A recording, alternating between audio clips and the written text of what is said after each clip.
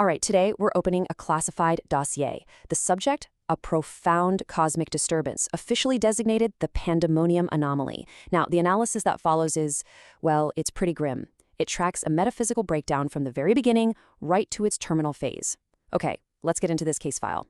So our investigation kicks off at what you can only describe as a cosmic crime scene. The source material details a failed coup against the High Mountain Kingdom, which ends with a whole legion of rebels getting cast down. And their new home? A burning lake. The very wreckage of their ambition becomes the ground zero for our anomaly. Here's the official summary sheet. Our subjects are identified as the adversary and his legion, and their current location is the Sector of Despair. The event itself is classified as a metaphysical anomaly. Our analysis is going to follow the dossier's own structure, a 6-act degradation log that really maps out the anatomy of this cosmic fracture. Act 1, the architect of ruin. We start with the construction, looking at how a monument to pure resentment was physically built right from the ashes of ambition. This is really the origin story of Pandemonium, the first great crack in the moral cosmos. The sequence of events here is just chillingly methodical.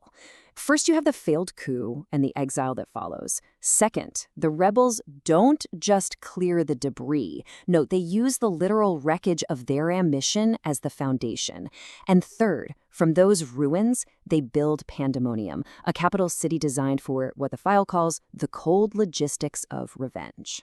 Now, what's really fascinating here is the core design principle, architectural spite. This isn't just about building something new. It's a deliberate, calculated act of inversion. It's about mocking the divine order.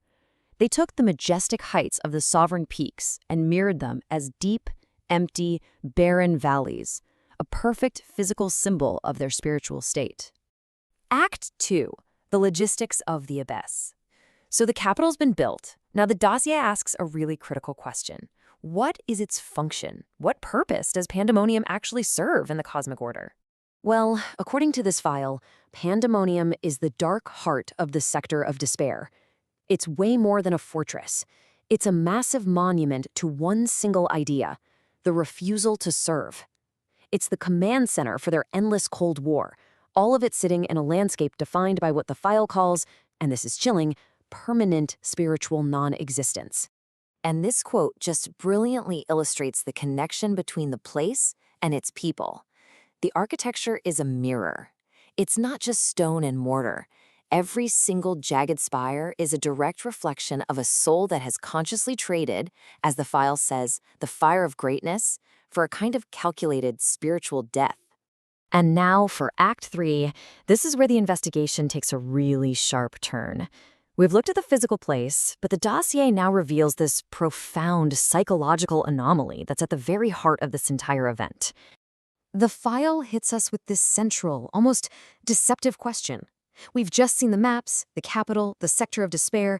The location seems obvious, right? But the dossier asks again, where are the coordinates? And here it is. This is the core finding, the big paradigm shift in this whole investigation. The initial theory was that hell was a physical destination, a place on a map with fire and chains. But the true anomaly is so much more disturbing. It's not a place. It's a portable, internal state, an inescapable psychic geography the subject carries with them wherever they go. So here's the crucial takeaway. The physical location of Pandemonium, it's almost a distraction. True exile starts in the mind. The adversary carries his own punishment inside him, a static landscape of agony and total self-absorption. It doesn't matter if he's in the abyss or a garden. The prison is his own consciousness. So in Act 4, we look at the corrupted logic that actually sustains this internal prison. I mean, how do you justify eternal self-torment? The dossier calls this the hierarchy of decay. The lead subject, Lucifer, pulls off this incredible piece of mental gymnastics. He reframes his catastrophic downfall not as a defeat, but as the very moment he realized his own superiority.